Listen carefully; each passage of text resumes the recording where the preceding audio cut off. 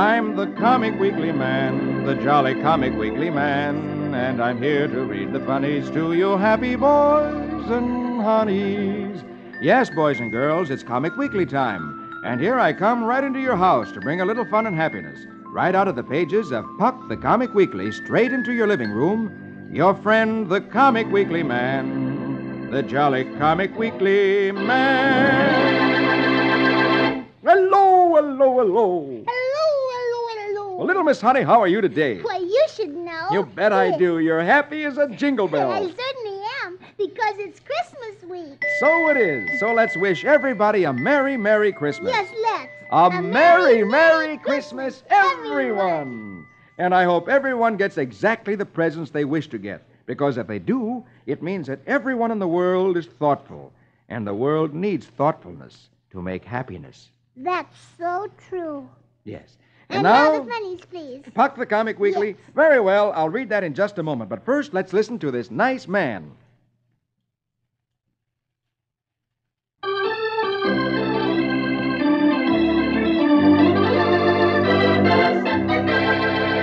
And now here we go with Puck the Comic Weekly. Oh, please read me Flash Gordon because it's so interesting. Flash and Dale are on a strange planet. A planet where no one is permitted to use metal in any form. No rockets, no guns, no watches, no nothing. That's right, because the wizard Kurzo, a rather mean man, has outlawed metal. And the wizard and another mean man named Goro don't like Flash and Dale. But the Queen, Suni, is very nice to them. Yes, so let's see today whether Flash has any more trouble with the wizard or with Goro. So here we go on the second page of Puck the Comic Weekly with Flash Gordon. Magic words for the music, please. Very well, my lady.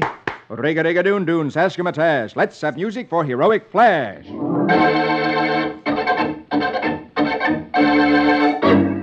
Flash and Dale and Queen Suni come out of the wizard's cave to return to Suni's palace. Goro, the Queen's general, who doesn't like Flash, looks quite surprised to see Flash and Dale still alive. Queen Suni remarks that he didn't expect them to survive their ordeals, Goro frowns and says, I still think they'll bring you disaster. They all head for the palace. Flash asks Queen Suni, well, if the ray dissolves all metal, how can we live without calcium for our bones? Queen Suni tells him that many people died before the wizards had reduced the ray and made it very weak. So now it doesn't hurt them or cause landslides because it only works beneath the surface of the earth, and mining is forbidden. She tells Flash that the wizards hate progress and civilization, that Kurzo said he would end poverty and war by destroying metal from which cannon and bullets are made. But still her people have to work all day and night just to eat. They still fight with arrows and sharp sticks, while savage beasts roam the land. At this moment, last picture of the row, a huge, vicious animal waits behind a rock, ready to leap upon the people approaching. First picture, bottom row. As they come near it, it roars. Goro shouts, On guard, your majesty, a fanged dragon! Bravely, he turns his panicky mount toward the monster. But Goro's lance is no match for the dragon. And Flash leaps from his terrified mount, shouting, Ride for your lives! But the fear-crazed steeds break loose, throwing Suni and Dale. Flash, without any weapons, dashes at the monster who has now thrown Goro and is pinning him to the ground with his powerful claws as he bares his fangs at Flash.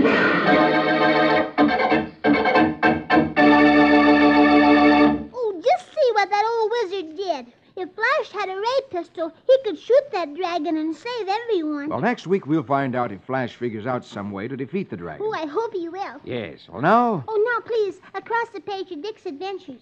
Dick is in the early days of America. And he's dreaming that he's in Philadelphia on the 4th of July. Yes, and that he met Benjamin Franklin, who was a wonderful man in the early days of America. He flew a kite and invented electricity. Yes, and many other things. So now let's read and see what happens today in Dick's adventures. Say the magic words with me. Riggedy-pack-a-zack-a-zick. Let's have music for adventurous Dick.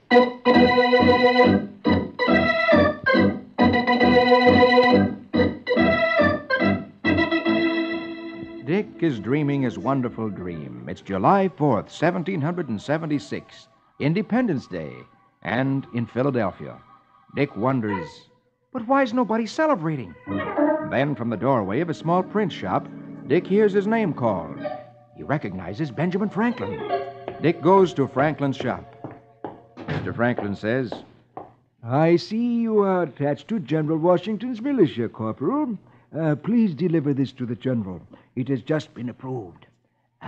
glance at it. Dick takes the document, which is a piece of paper, unrolls it, looks at it last picture top row, and starts to read. When in the course of human events... Oh, gosh! It's a Declaration of Independence!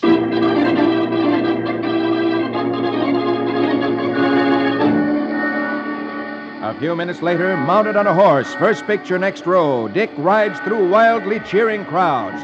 Here is the first glorious sport. High over the shouting, a great bell is thundering the momentous news of American freedom. Dick cries, "The Liberty Bell!" And he continues on his way to carry the Declaration of Independence. George Washington's in New York, readying his men for a defense of the city. The ride from Philadelphia is long, and late that night, Dick stops at an inn. He finds, last picture of the row, that the inn is a nest for Tories, men bitterly opposed to American independence. The waitress warns that he be careful, because the Tories would slit his throat if they think that he's carrying military information. Dick replies cheerfully, "I am, but they can read it." And then, first picture, bottom row, Dick goes to the fireplace, holds up the paper, and says to the Tories, "The information in this paper is going to make our soldiers fight like wildcats." And then he reads it to them in a voice ringing with defiance. When in the course of human events...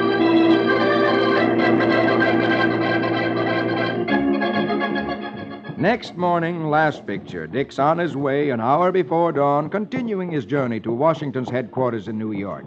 As he thinks about the night before, when he read the Declaration of Independence to the Tories, who were people in America, on England's side, and how much they didn't like it, Dick laughs and says to himself, "They didn't appreciate it much."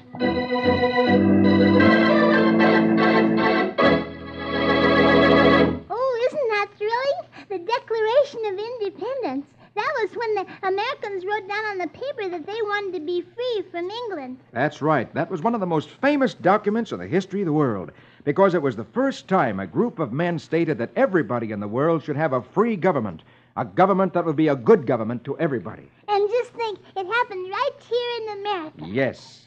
Oh, look, underneath Dick's Adventures, here's Rusty Riley. Oh, yes, and this is really becoming something interesting, too, because Rusty, who was trying out a boat, got marined out in the harbor. And then he saw the smugglers come, and they were doing something with a black light. Yes, and then the Coast Guard cruiser came along and searched the smugglers, but they didn't find anything. And then they saw Rusty and Patty, and they rescued them and brought them home again. But I'm still wondering about that black light. What is a black light? Well, Tex gave Rusty a magazine that had an article about a black light in it. So let's see what we can find out right now. Here we go with Rusty Riley. Gallop and run till the road is dusty. Give us music for his horse and Rusty.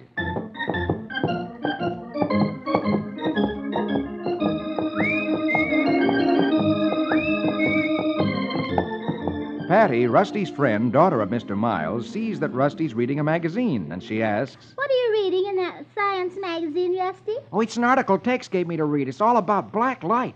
Huh? Black light? Sure, don't you remember? We heard one of those men on that strange boat say something about black light. Well, this article tells all about it.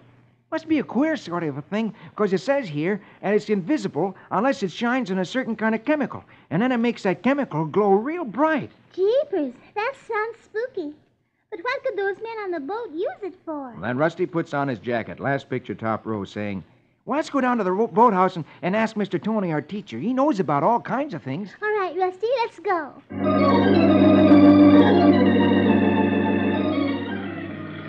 First picture next row. Down by the waterfront, they go into the boathouse where Tony had been painting lobster pot markers, which are huge corks floating above the water, marking the spots where the lobster pots are at the bottom of the ocean. And Patty says, Golly, Mr. Tony isn't here. I thought he'd be painting some of those lobster pot markers. "Well, his paints and his brushes are all here. Hey, let's paint a name on our skiff while we're here, huh?" So Rusty picks up a can of the paint and a brush, and they walk out to the boat. And Rusty paints the name Polly on his boat. Rusty says, "It says misto tint in this can. Well, anyway, it's a nice bright red. There, how's that look, huh?" Fine, Rusty. But it's time for supper. We can come down and put the name on the other side tonight.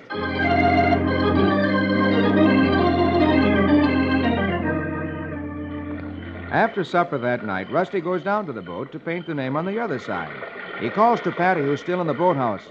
Hey, golly, it's pretty dark for painting outside here, Patty. We need a light. And Patty calls back. Oh, wait a second. Here's something that looks like a kind of a spotlight. It's got a long cord.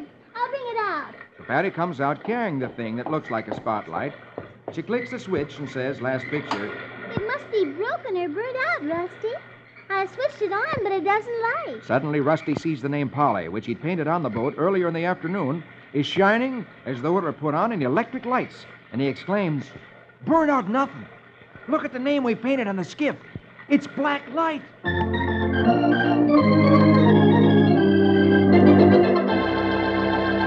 Oh, so that's what the black light is. It doesn't show any light like a real light. No, it's invisible unless it shines on a certain kind of chemical, like Rusty read in the magazine. And when that invisible light is aimed at the what you said, then it makes it real bright. Yes, and the paint that Rusty put on the boat had the chemical in it, and that's why the name is Bright. Isn't it mysterious? Yes. Well, now... Now will you read Donald Duck for me? I will right away if you'll turn over the page. And there he is in the middle of page 5. So here we go with Donald Duck. Say the magic words for the music with me. Squeejum, squeejum, squiddly chicka-chack. Let's have music to fit a quack, quack.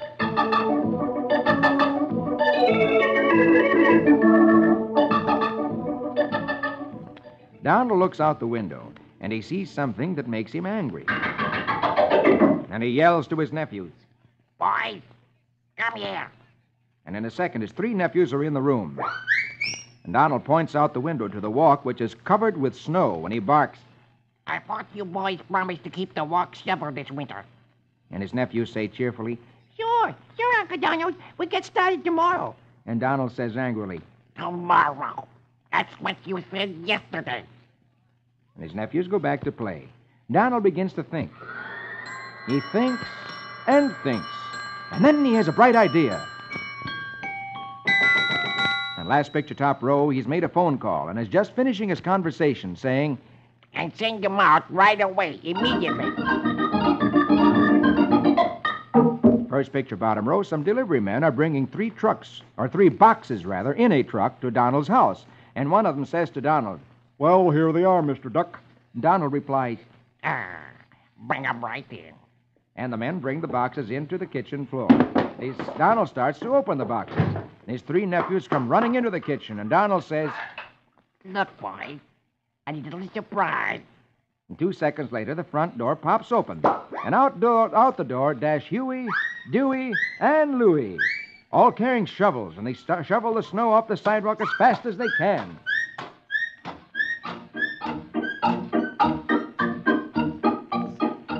Last picture, his nephews are riding their bicycles on the sidewalk, which is now shovel clean, while Donald sits in the house reading a book with a sly smile on his face. That was very smart of Donald. When his nephews got the bicycles, they just had to shovel the snow off so they could ride the bicycles. I would do that, too. Well, I should think you'd shovel the sidewalk so your mother wouldn't get her overshoes filled. Yes, but it's hard for children to remember these things sometimes. Yes, I suppose, but they should try. Yes, they should try, especially at Christmas, because sometimes you get bigger presents. Oh, you. It's true. Well, what should we read now? Oh, since you read my friend Donald Duck, will you read my other friend, Uncle Remus? I just love Bear Rabbit so. I certainly will if you'll turn over the page. Oh, goody. Here he is, under Tilly the Toilet. And I'll read that in just a moment. But first, here's that nice man again with something interesting to say.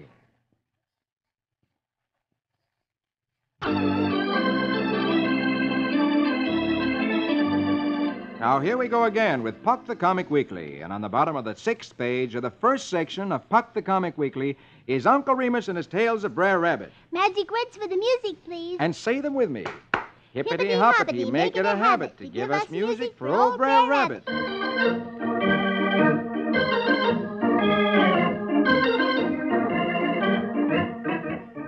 Uncle Remus says, Most times when Brer Rabbit gets lazy in the bones, he gets mighty super in the head. yes, and this is one of the days when Brer Rabbit needs to get supple in the head, for his lawn is completely overrun with tall, tall grass, and it needs a cutting. Just then, Brer Bear and Brer Buzzard come by, and Brer Buzzard stops and says, I sees you is finally getting round to cutting your grass. and Brer Rabbit replies cheerfully, Oh, I ain't cutting grass. I's looking for something. I's got a hole in my pocket, and I done lost a $11 gold piece. Last picture, top row. Brer Bear asks, Is you given any reward for the finding? and Brer Rabbit cheerfully says, Yeah, I split half with the man what finds it. and by the time you can go, Brer Bear and Brer Buzzard have dashed home for their sights and are cutting Brer Rabbit's grass. First picture, bottom row.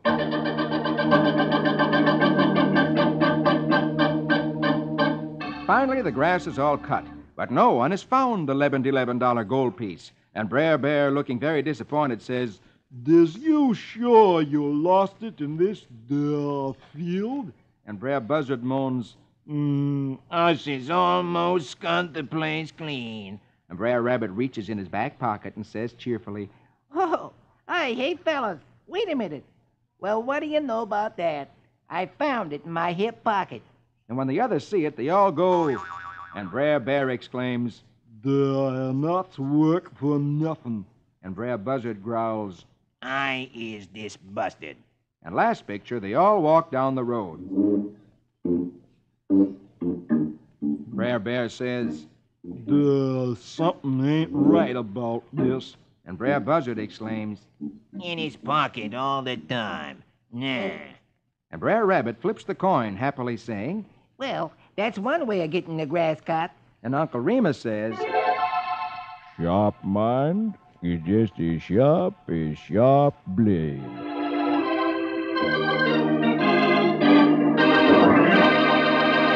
Oh, that smart little Brer Rabbit. He fooled Brer Bear and Brer Buzzard again.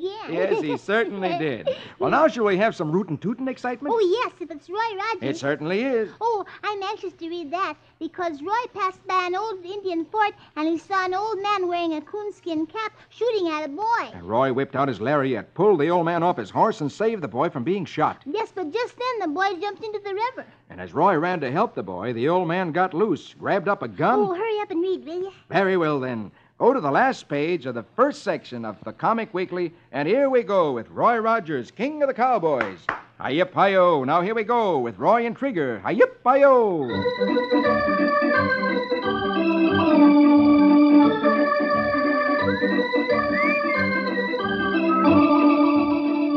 As Roy prepares to dive into Rapid River to save the boy from the treacherous water, the evil old man pulls up his gun, aims at Roy, and growls, I'll learn that cowpoke to mind his own business. pulls the trigger. Last picture, top row, just as Roy dives into the river. First picture, next row. He misses Roy, who comes up beside the boy. Roy sees the log being carried straight at him by the swift current, and he calls, Watch out, that log! And the boy exclaims, Hey, you trying to drown me? Last picture of the roll, Roy grabs the boy and says, Here, I've got you, Sonny. We'll make it okay. First picture, bottom row, they grab the log as it comes by them, and they hang on to it. Roy says, Hey, that Jasper above is still shooting at us. Stay behind the log until we get ashore. And the boy replies, He chased me out of old Fort Havoc, but he won't get away with it. Up on the top of the ledge, overhanging the river, the old-timer takes another shot at Roy. And he growls, I don't know how much the kid found out at the fort, but I ain't taking no chances on him. Or that nosy cowpoke, neither. He shoots again. And just at this moment, a man gallops up on a horse. He jumps off and grabs the old-timer, last picture, exclaiming, Drop that gun, you trigger-happy maverick!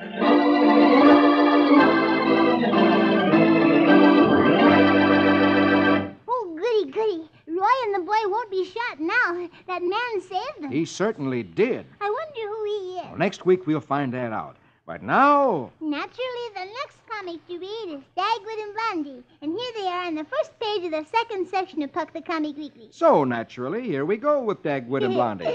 Ramafoo, Ramafum, Zim Zam Zombie. Conjure me music for Dagwood and Blondie.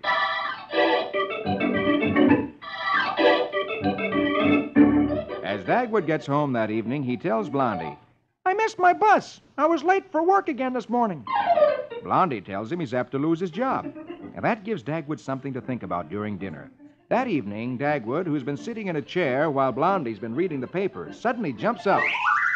And he exclaims, "I've just worked out a new shortcut to the bus that'll save me 2 minutes in the morning." And last picture, top row, Dagwood is ringing a neighbor's doorbell. He says to Daisy, his dog, who's with him, "I'm sure the neighbors will help me with this. They're all such nice people, and I've known them for so long." First picture, next row, Dagwood is pointing to the neighbor's fence, and he says to his neighbor, "Mr. Squirp, if you would remove these boards from your fence, I could cut through your yard." And the neighbor replies cheerfully, "I'll do that for you, Dagwood."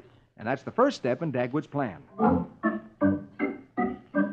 Then Dagwood goes to another neighbor, and he's pointing to the hedge that's at the edge of their lawn, and is saying, "Now, if you folks would cut your hedge enough for me to leap over..." Last picture of the row, some other neighbors are carrying rocks from one end of their lawn to the other end. The missus is saying, "We're moving our rock garden so it won't be in Dagwood's way." And another neighbor calls back as she winds up her clothesline, "Yes, and I'm taking down my clothesline so he won't strangle himself when he comes through here." Next morning, Blondie calls Dagwood, telling him it's time to get up. Dagwood pops out of bed saying, "I can't wait till I see how my new shortcut's going to work." And after breakfast, he tears out of the house, dashes through the hole in the neighbor's fence, saying, "Oh, boy, this is wonderful. The neighbors are all cooperating." Last picture of the row, he leaps the other neighbor's hedge, saying, "How sweet of the Wrangles to cut a hole in their hedge for me. Such nice people." First picture, bottom row, he dashes through the other neighbor's lawn where the rock garden's been removed, saying, "I feel as free as an antelope on the prairies. Nothing to obstruct me." And then now he goes onto the sidewalk at the corner and says, "Here I am at the bus stop with 30 seconds to spare. I'll never be late for work again." And he stops, last picture, in front of a sign which is put up at the bus stop. The sign reads, "Notice, starting today, this bus line has been rerouted to Swithin Street, 2 blocks north." And Dagwood feels just like this.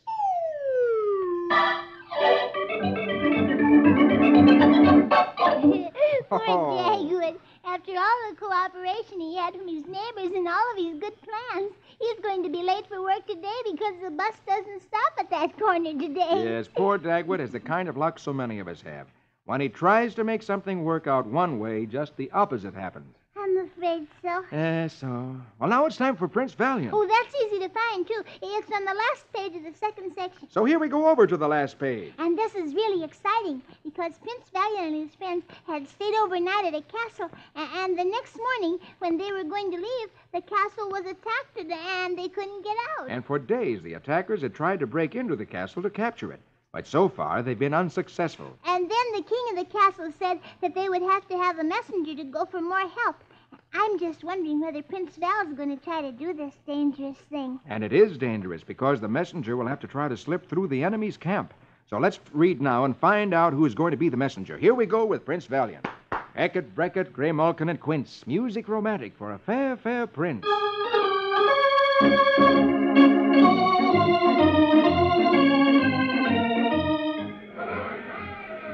From high on the keep, Prince Valiant searches for a way by which a messenger can escape.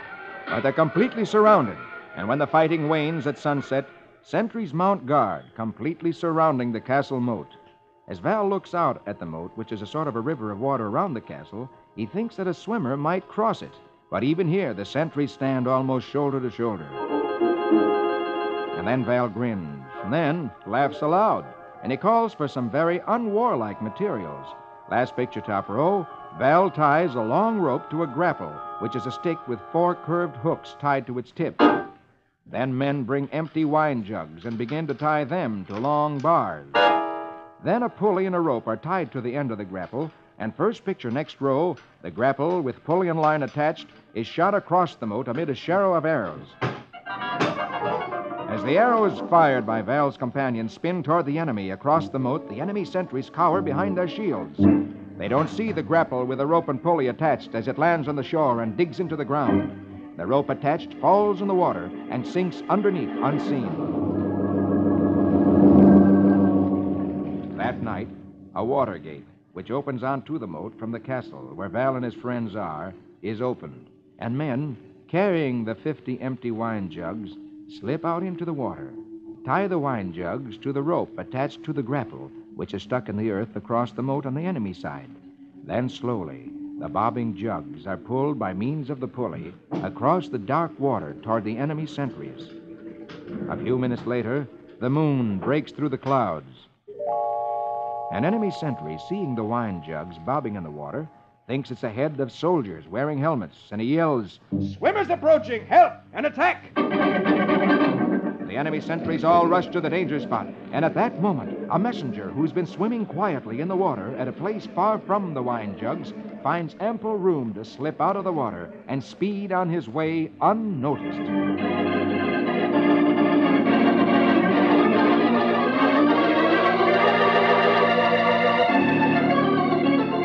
Everyone laughs at Val's trick. But in the morning, there's no joy, for they see, last picture, that the most feared device in warfare is growing steadily beneath the walls.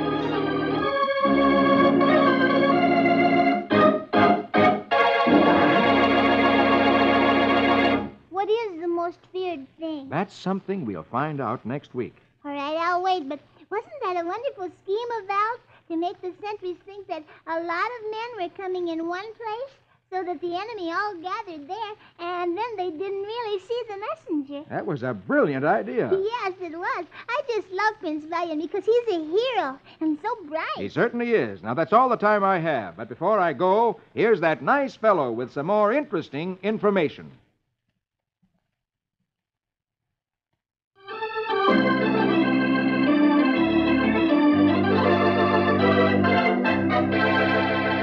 Well, honey, and all you boys and girls, I've got to go now. All right, Mr. Comic Weekly Man, but I'll be waiting for you next week. Okay, that's a date. And a date with all you boys and girls. Be sure to meet me with our little friend, Miss Honey, next week when I read Puck the Comic Weekly. For I'm the Comic Weekly Man, the jolly Comic Weekly Man. I'll be back to read the funnies to you happy boys and honeys. Don't forget, boys and girls, see you all next week. Your friend, the Comic Weekly Man, the jolly Comic Weekly Man.